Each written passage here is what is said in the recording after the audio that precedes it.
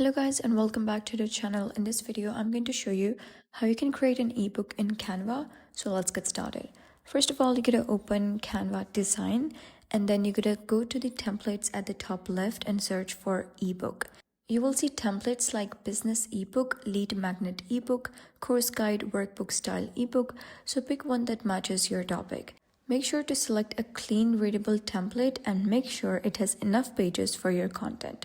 Your cover should include your ebook title, subtitle, your name or brand, and a relevant background image. Now build your ebook by writing your chapters or sections, use headings and subheadings, add bullet points for easy reading, insert images, icons, or charts if needed, and a good ebook usually includes title page, table of contents, introduction, main chapters, conclusion or summary, contact or call to action page. Also add page numbers, align elements properly, and check spellings and formatting. Once done, you're going to click on share at the top right and then click on download. Choose PDF standard or PDF print for online using and for printing in high quality. So that's basically how you can create an ebook in Canva.